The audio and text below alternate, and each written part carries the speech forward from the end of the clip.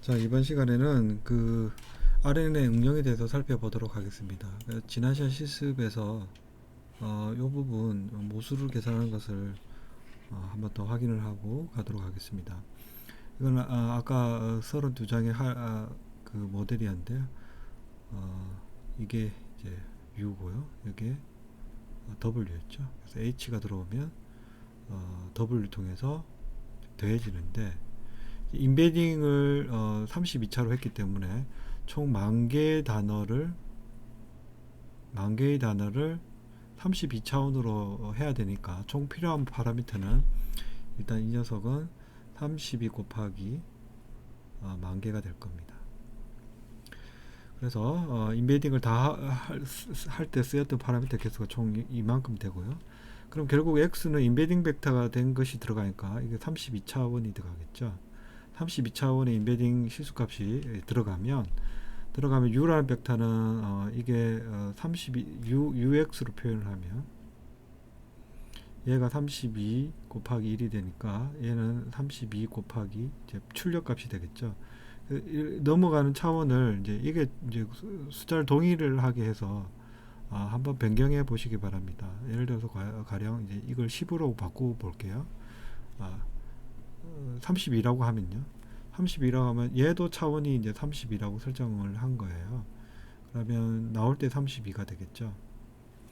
근데 이제 이렇게 들어간 거랑 h도 30이니까 h도 32차원인데 얘를 받아서 더해주는 곱해주는 매트릭스가 W인데 얘도 차원이 맞아야 되면 여기 32가 돼요.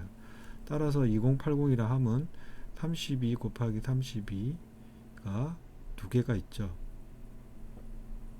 그 다음에 맨 끝에 뒤에 이제 절편이 이렇게 붙습니다. 절편은 이걸 캔슬 아웃 하면 32개가 32장에 필요한 절편이 32개가 생겨서 2080이 됩니다.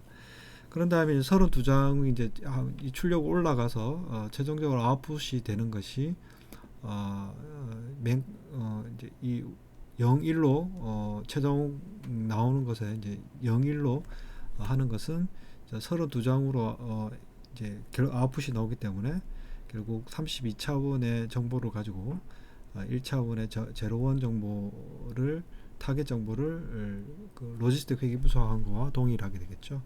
그러면 필요한 파라미터는 32 더하기 1입니다.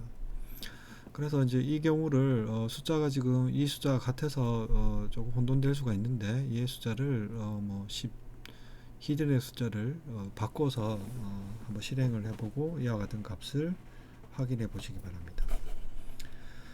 자, 다시 응용으로 돌아가면요. 그러면 이 경우에 이제 방금 전에 이제 구조를 이제 포함해서 우리가 이때까지 한 스트럭처를 RNN 관점에서 확인을 해보면요. 원투원 매핑은 이제 출력과 인풋이 1대1 관계가 있는 것이 이제 기본 뉴럴넷이라고 볼 수가 있고요. 이미지 캡션 같은 경우의 문제에서는 이제 들어온 정보는 이미지예요. 사진이 들어오면 여기 문장을 준다는 거는 사진에 있는 걸 나는 제가 이제 오늘 뭐 이미지가 좀 피곤하고 모습이라 하면 이제 이런 문장을 캡션으로 텍스트로 줄 수가 있겠죠. 순차적인 정보 문장이 되려면 이제 이게 one to many 관계라고 합니다. 반대로 이제 방금 전에 봤던 게 문장이 센텐스가 주어지고 y가 제로나 1로 긍정 부정에 대해서 다뤘던 거죠. 그다음 many to many 관계는 이제 말 그대로 아까 소개한 seek to see, sequence to sequence 모델이라고 볼 수가 있고 나는 오늘 졸았다를 영어로 하면 나는 이 단어로 해당하는 걸로만 뭐 예를 들면 today tired 졸았다는 잘 모르겠네요. 하여튼 뭐 이 문장이 같다라고 하면 이 단어를 얘가 y가 되고 얘가 x가 되는 거겠죠. 물론 단어는 sequence 둘 다 sequence입니다. 예를 들면 이 경우는 many to many에서는 이와 같이 순서가 이제 이 경우가 엇박이 될 수도 있죠. 이렇게 타임이 이제 이 문장이 끝나야지만 이제 번역이 들어가는 거죠. 이 경우는 뭐죠? 비디오가 있으면 이 비디오에 있는 그 프레임을 보고 바로 어떤 문장을 제시해 줄 수도 있는 거죠. 네. 그래서 다양하게 이제 응용이 될 수가 있습니다. 그러면 이제 우리가 그 심플 RNA에 대해서 다뤄봤는데요. 지금은 이번에는 그 이제 그런 그 장기 기억을 좀 더 개선한 모델에 대해서 다루도록 하겠습니다. 그래서 롱 숏은 장, 단, 텀은 이제 기라고 해요. 장단기 메모리. 메모리는 그 H라고 할 수가 있죠. 그 H들이 쭉 이어져 가는데 그걸 이제 기억하는 셀이라는 게이트를 도입을 해서 기억을 역할을 하는, 즉 기억 자체의 품질을 따지는 셀하고 그걸 이제 조율하는 게이트를 세 개를 둬서 이제 그만큼 파라미터 수가 이제 늘어나겠죠. 그래서 이제 그 부분을 도입을 함으로써 이제 이러한 것들을 해결을 수행을 했습니다. 대표적으로 쓰이는 모델이 LSTM과 GRU가 기본적으로 쓰이는데 이 중에 우리는 LSTM만 확인을 하도록 하겠습니다. 그래서 지금 이제 바닐라 RNA 스트럭처를 지금 한번 보면요, XT가 이렇게 들어오면 HT 정보가 이렇게 둘이가 이렇게 들은 거는 이제 합쳐진다는 겁니다. 합쳐진다는 뜻은 이제 회로도 표현해서는 칸케트네이트라고 하고 이제 정보는 우리가 이렇게 이렇게 표현을 합니다. 물론 이제 프로그래밍 문법에서도 여기 들어간 변수들을 이렇게 콤마로서 이렇게 리스트로 보통 이렇게 합칩니다. 그러면 이제 우리는 내부적으로 이렇게 칸케트네이트 하면 각자의 파라미터는 예를 들면 U인가요? 제가 계속 헷갈리네요. WX, UX, WH 이런 식으로 우리가 이제 들어가게 되죠. 그걸 액티베이션 펑션으로 탄젠트 하이퍼블릭을 쓰고요. 그래서 다시 들어가서 이제 미래의 H로 출력이 되고 새로운 들어온 정보는 똑같은 과정을 반복하게 됩니다. 그래서 이제 두 줄이 생기는데요. 이렇게 두 줄이 생겼죠. 그래서 LSTM을 이제 유명한 그림인데요. 제가 이제 그 그림을 그대로 쓸 수가 없어서 그대로 이제 제가 다시 그렸는데요. 여기가 메모리의 품질, 그러니까 셀 스테이트예요. 예, 여기가 정보가 들어온 두 줄로, 아까랑 똑같죠? 두 줄로 정보로 들어옵니다. 여기가 이제 C라는 그 값을 통해서 그 제어를 합니다. 그래서 두 줄이 생겼고요. 그래서 이제 이 아키텍처를 한번 보시면요. 시그마라고 된 거는 이제 시그모이드와 같은 활성화 함수가 되고요. 그렇죠? 그래서 이렇게 들어온 정보가 이렇게 들어오면, 이렇게 만나서 들어오면 여기서 합쳐져서 시그모이드를 값을 주면 여기는 이제 0과 1 사이로 되겠죠. 여기 있는 이런 노드의 표현은 여기에 들어온 정보와 여기에 들어온 정보의 곱셈을 하겠다는 뜻이고요. 여기를 확대해서 보시면 플러스라고 표현되어 있습니다. 그래서 이제 요 회로도 자체가 여기서 들어온 정보를 변화를 해서 이제 이렇게 들어온 정보와 이제 곱셈을 해서 또 이쪽에 넘어온 정보와 덧셈을 하겠다. 이런 복잡한 구조로 되어 있죠. 그래서 이제 정리를 하면요, 이제 하나씩 한번 보면요, 윗줄에 있는 그 셀, 그래서 이제 이거 셀을 이제 캐리의 의미로 내가 어떤 기억을 그러니까 그러니까 이동을 해준다는 의미를 가지고 있습니다. 그래서 이건 역시 벡터이고요. 그래서 과거의 정보를 저장을 하는데 이제 H와 이제 현재 들어온 입력과 과거에서 넘어온 H들의 어떤 함수로서 정보를 저장해서 어떻게 넘겨준다는 의미입니다. 기본적으로 0과 1 사이에 0이면 이제 모든 정보가 지워진다는 의미를 가지고 있고, 1은 그 T 시점에 모든 정보를 보존을 한다는 뜻입니다. 그래서 이 셀 스테이트를 통해서 그 타임마다 정보의 퀄리티를 이제 반영해 줄 수 있다는 뜻이죠. 그런 역할을 하고요. 첫 번째 게이트는 이제 망각 게이트라고 하는데요. 이거는 이제 기억을 저장을 얼마만큼, 이제 우리도 기억을 잃어버릴 수도 있잖아요. 기억을.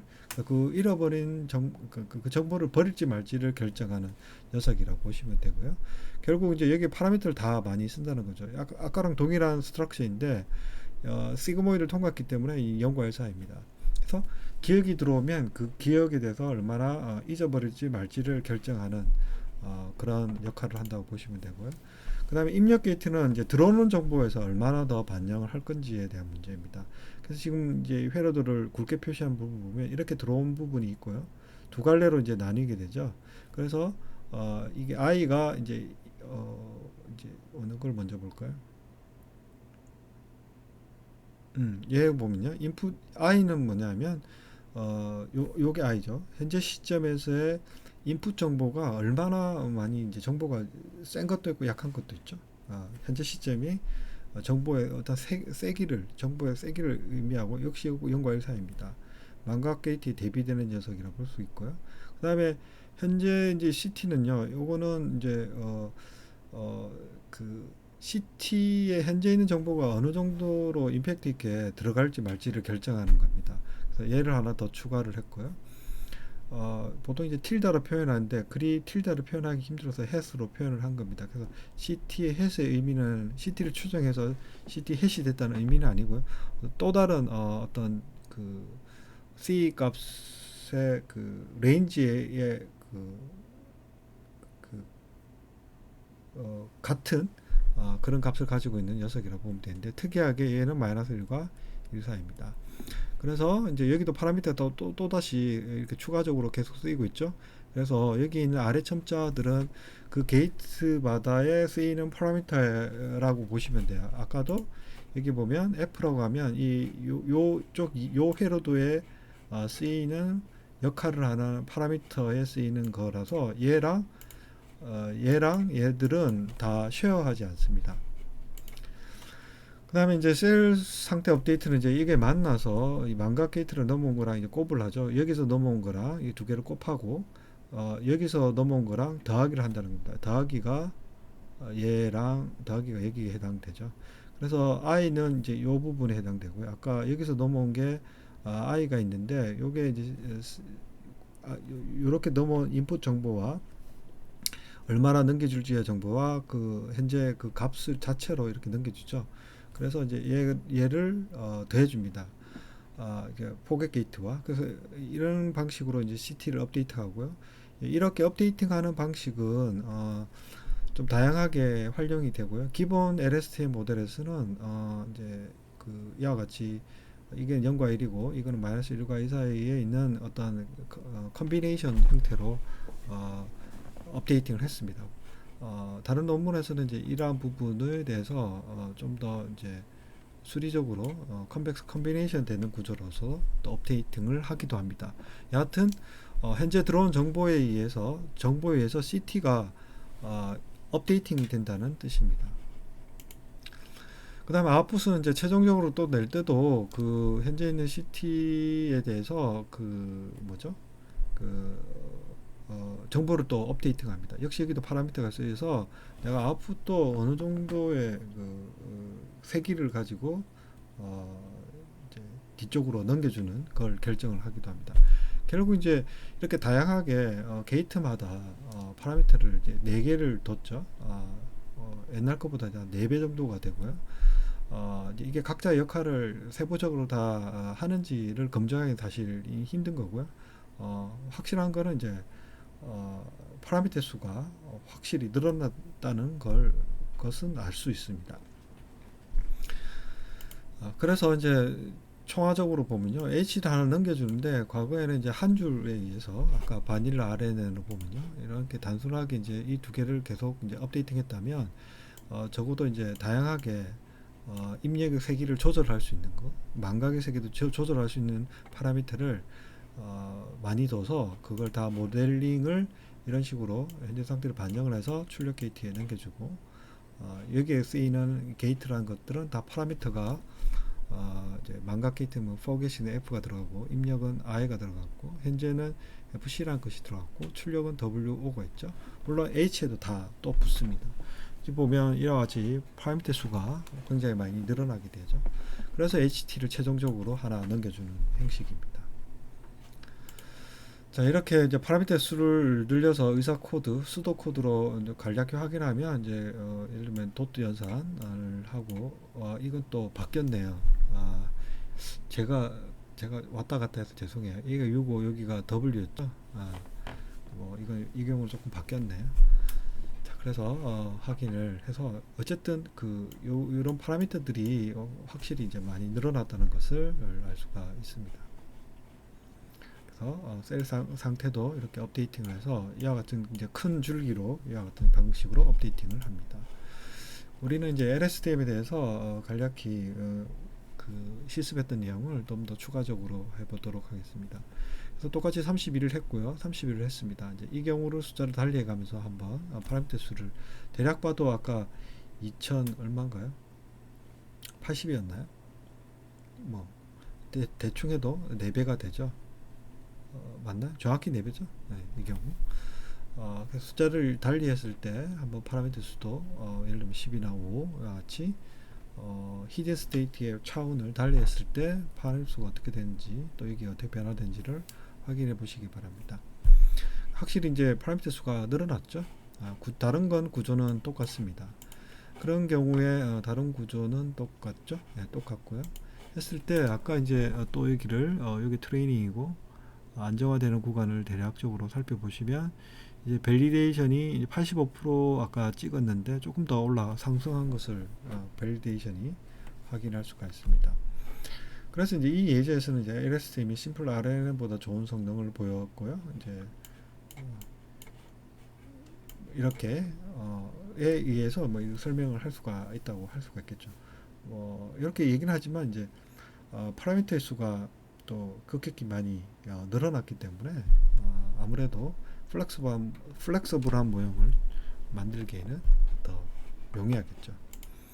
자, 그래서 RNN 응용을 다시 한번 이 그림을 넣었는데요. 여러분들이 이제 모델링을 할 때 네트워크의 아키텍처를 그림을 통해서 이제 확인을 할 수가 있겠습니다. 한 번 더 확인하시고요. 자, 그래서 RNN 응용은 이제 이런 seek to see, learning, sequence to sequence 데이터에 대해서도 할 수가 있습니다. 그래서 이런 그림을 확인을 하면요. 이런 그림을 확인을 하면 우리가 인베딩을 했죠. 4차원으로 인베딩을 했고 이 경우도 H도 4차원을 했어요.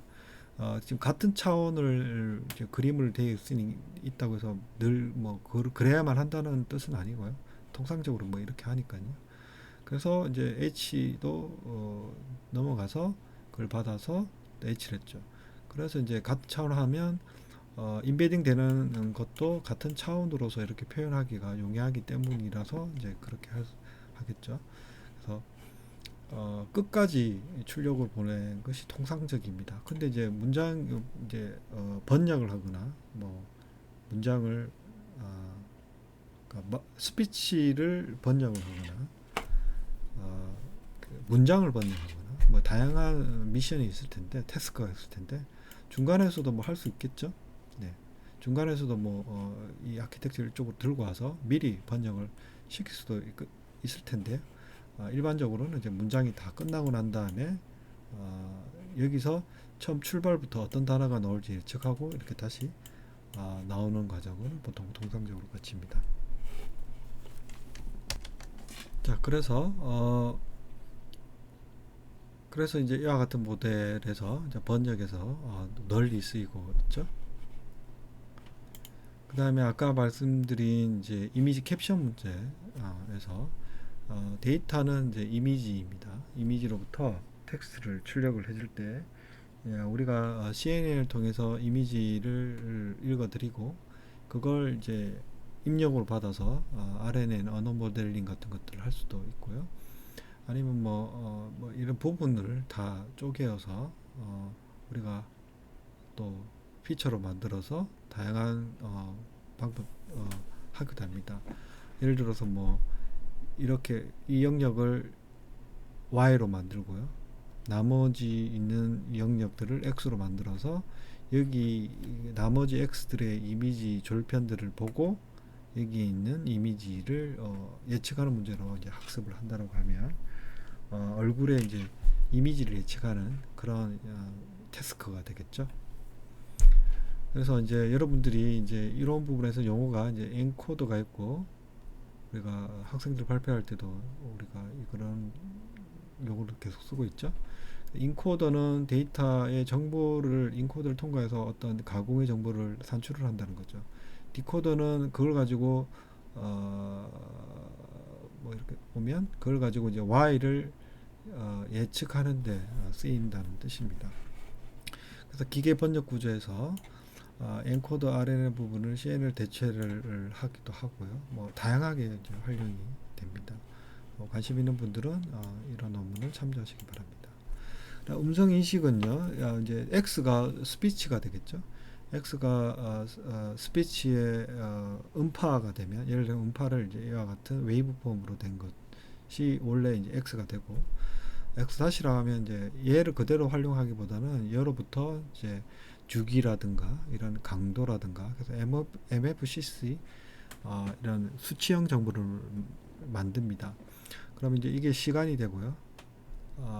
이제 이렇게 끊어서 그 끊었을 때마다 그 시점마다 이 음파의 크기라는 것들을 13차원으로 추출합니다. 그러면 이게 인풋이 결국 이제 음파로부터 이제 실제로 들어간 데이터는 이와 같은 형태로 들어갈 거고요. 음성 인식을 한다는 것은 결국 이제 문자로서 인식을 해야 되니까 이 자리가 예를 들면 이제 단어의 레이블이 됩니다. 한글에 이제 캐릭터 베이스로 한다면 한글 굉장히 이제 뭐 가나 뭐 이런 것부터 힘까지인가요?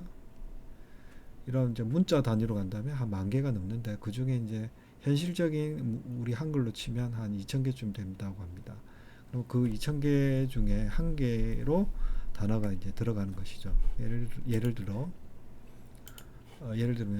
이제 이러한 경우에 안녕하세요라고 한다면 이제 이게 안녕하세요라고 하는 음파에서 발음을 하고 난 다음에 음성이 이제 출력에 대한 녀석이 이게 시간이고,